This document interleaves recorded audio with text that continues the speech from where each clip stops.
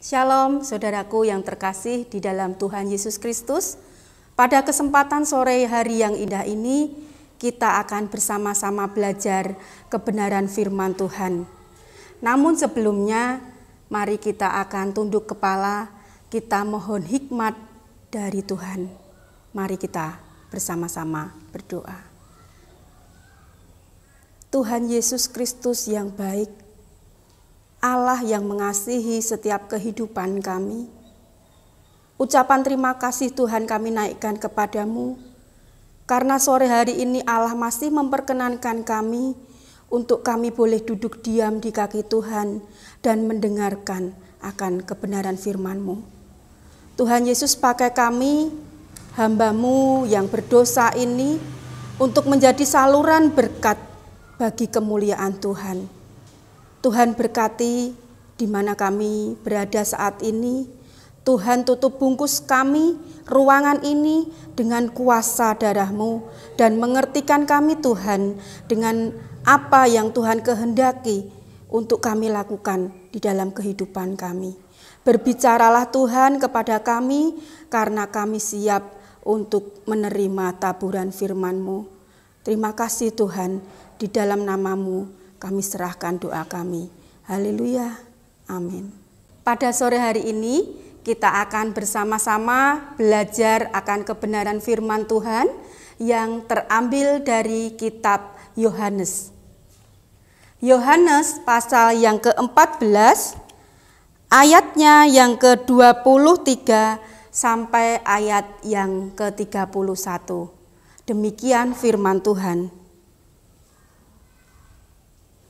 Jawab Yesus, "Jika seorang mengasihi aku, ia akan menuruti firman-Ku, dan Bapa-Ku akan mengasihi dia, dan kami akan datang kepadanya dan diam bersama-sama dengan dia.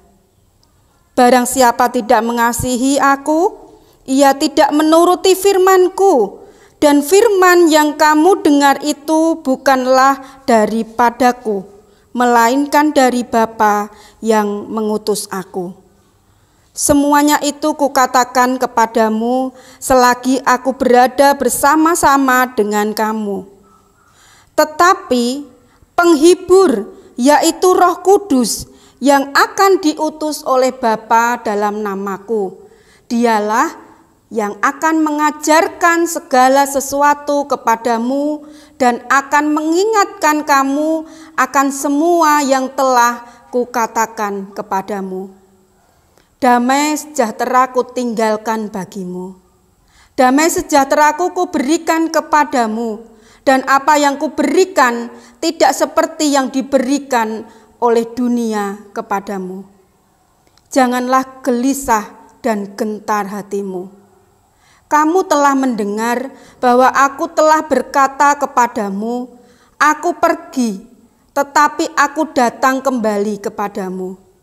Sekiranya kamu mengasihi aku, kamu tentu akan bersukacita karena aku pergi kepada Bapa-Ku. Sebab Bapa lebih besar daripada aku. Dan sekarang juga aku mengatakannya kepadamu sebelum hal itu terjadi, supaya kamu percaya apabila hal itu terjadi. Tidak banyak lagi aku berkata-kata dengan kamu, sebab penguasa dunia ini datang dan ia tidak berkuasa sedikit pun atas diriku.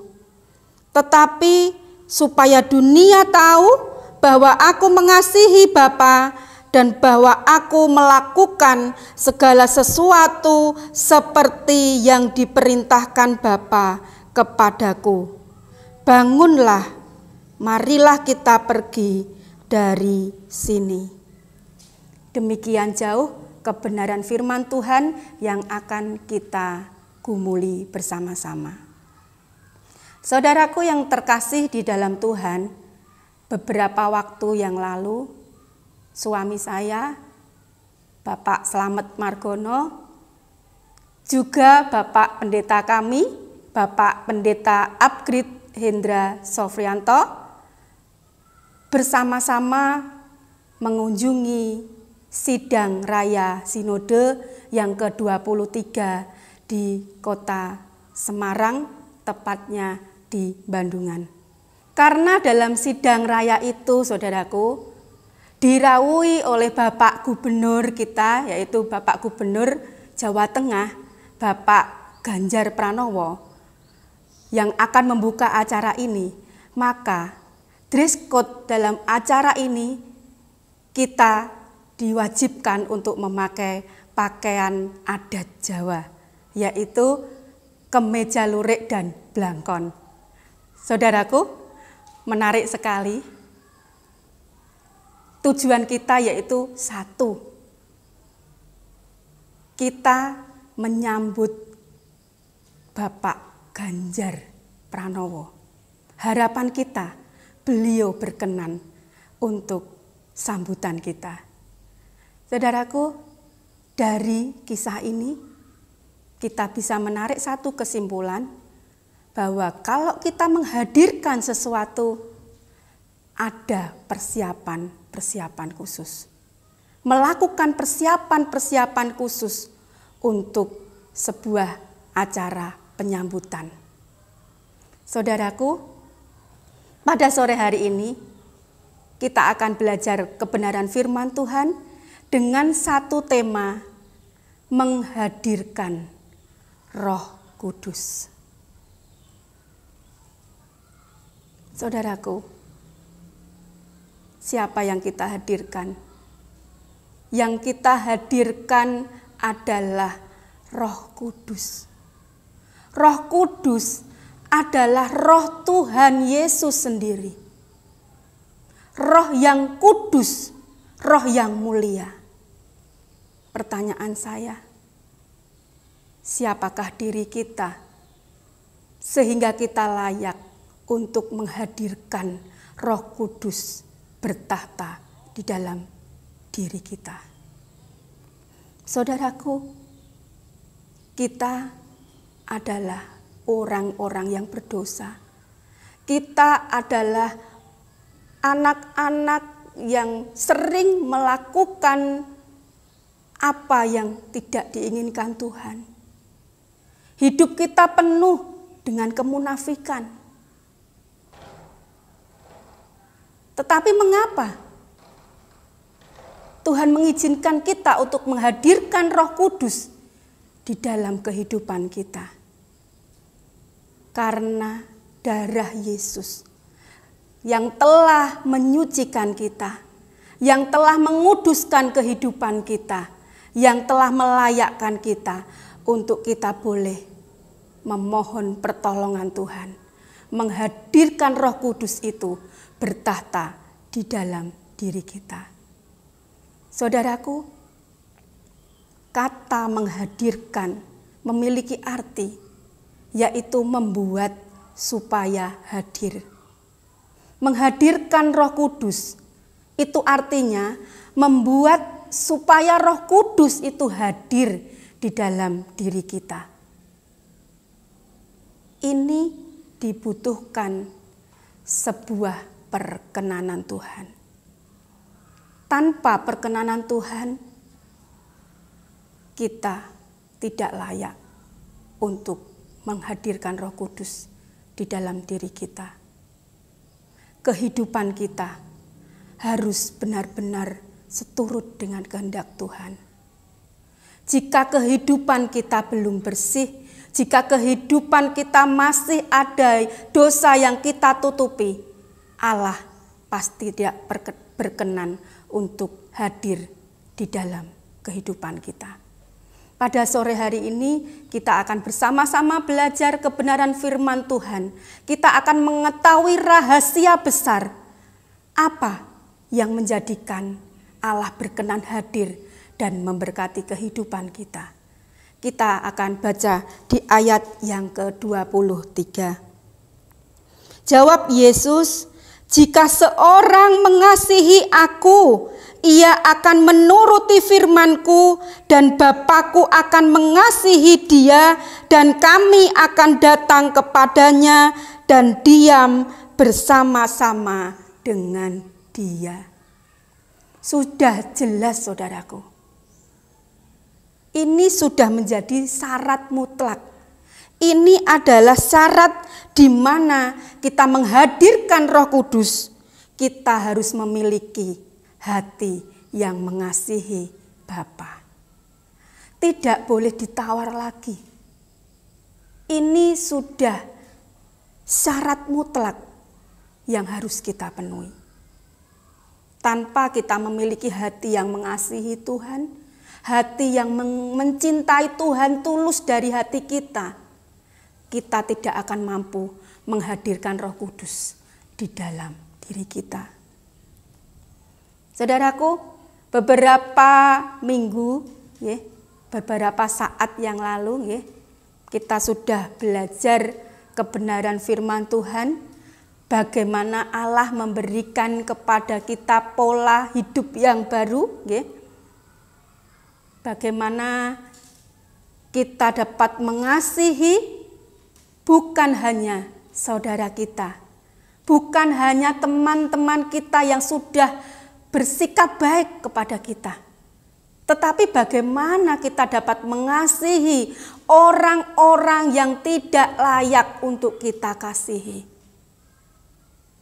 Pola baru yang diajarkan Tuhan ini sungguh sangat luar biasa. Tanpa kekuatan Tuhan, tanpa rasa cinta dan kasih kita yang tulus kepada Tuhan, kita tidak akan mampu melakukan pola baru yang diberikan Tuhan untuk kita. Pada sore hari ini saudaraku, mari kita introspeksi diri kita. Sudahkah kita mengasihi Tuhan? Ataukah masih ada hal-hal yang lain yang kita cintai, yang kita kasihi selain kita mengutamakan Tuhan, selain kita mengasihi Tuhan? Sebenarnya saudaraku, inilah persiapan-persiapan kita yang kita lakukan untuk kita mengundang Roh Kudus itu hadir di dalam diri kita. Bersihkan hatimu, koreksi hatimu. Sudahkah engkau mengasihi Tuhan? Hanya itu yang Tuhan inginkan saudaraku. Pada sore hari ini kita akan belajar bagaimanakah ciri-ciri orang yang mengasihi Tuhan. Ciri-ciri orang yang mengasihi Bapa.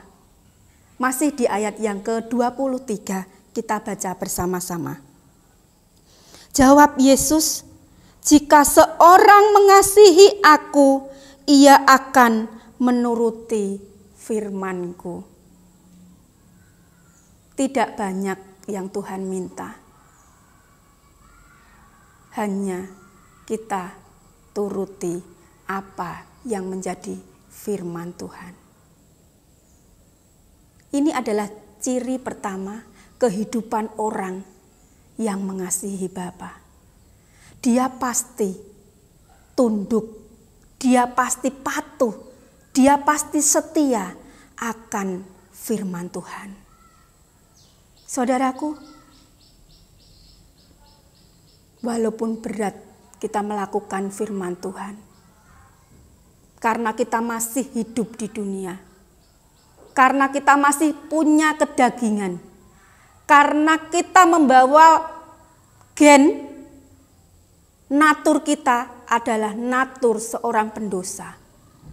Tetapi kekuatan Roh Kuduslah yang akan memampukan kita untuk hidup taat seturut dengan kehendak Bapa.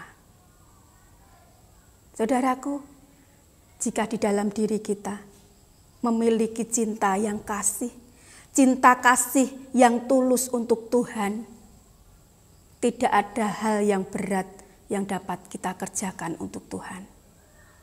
Apapun yang Tuhan minta, pasti kita turuti. Sebagai contoh saudaraku, jika seseorang sedang jatuh cinta,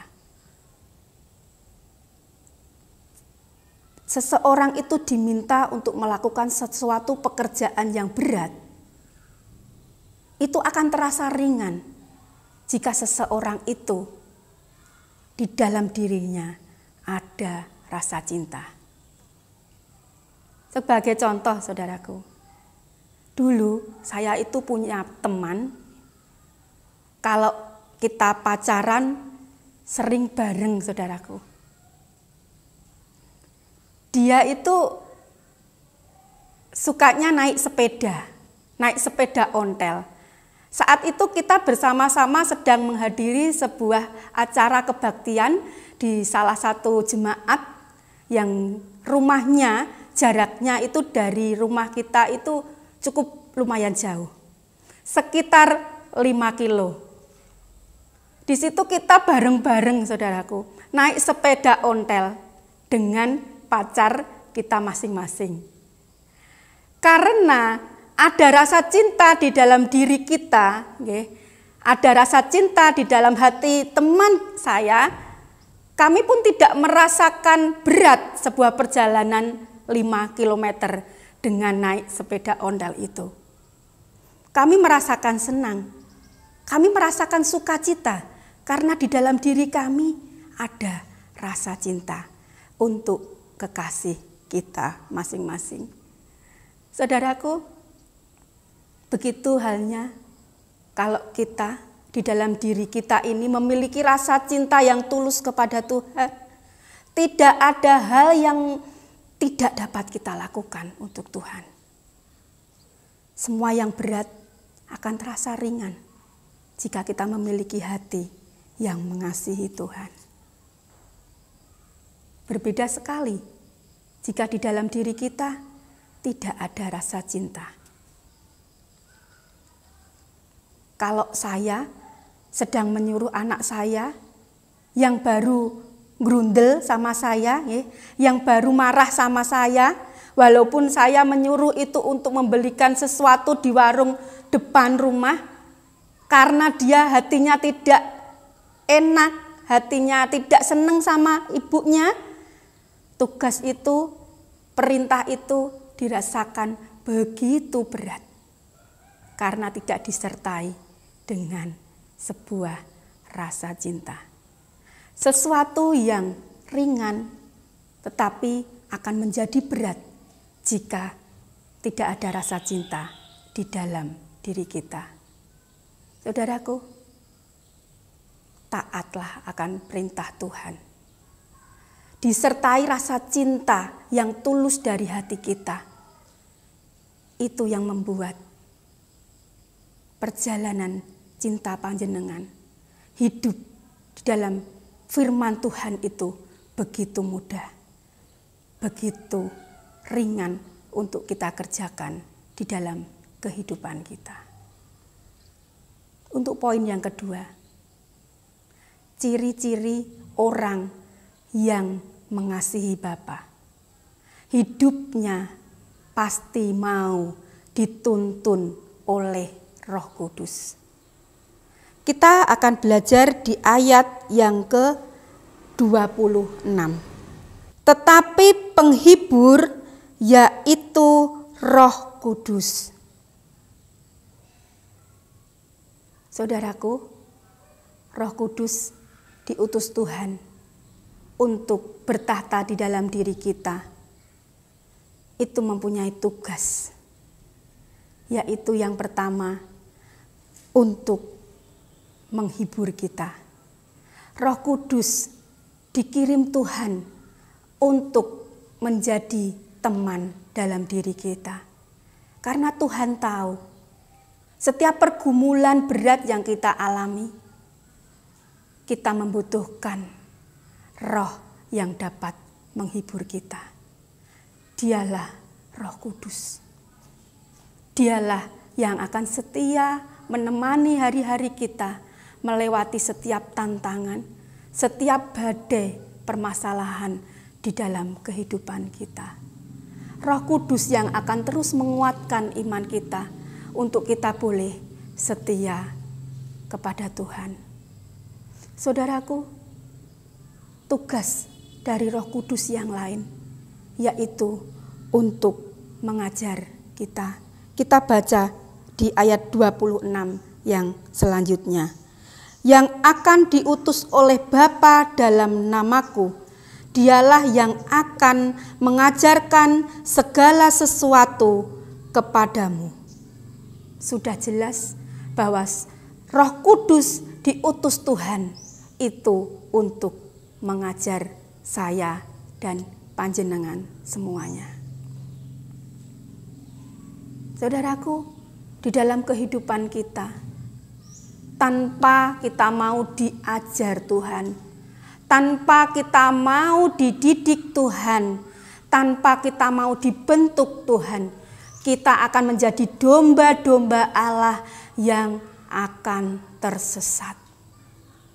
Yang hidup belasar karena menuruti keinginan hati kita.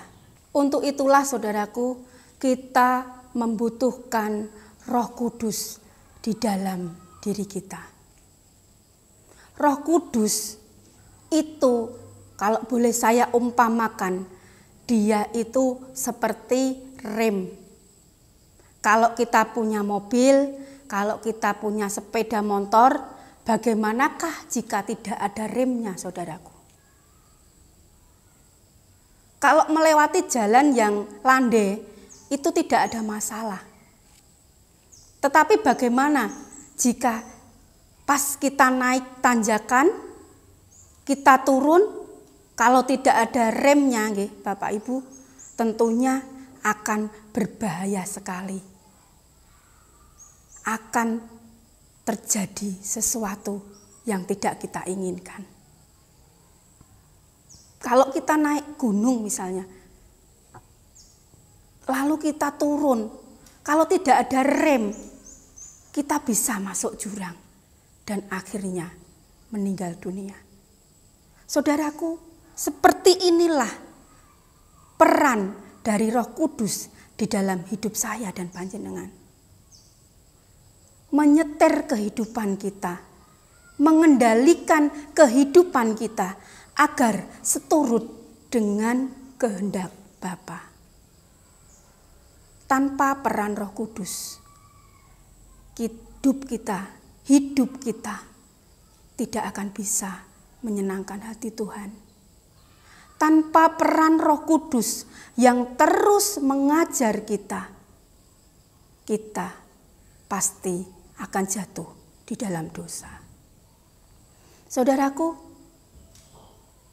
Roh Kudus di samping mengajar kita, diperkenankan Tuhan, yaitu untuk mengingatkan kita.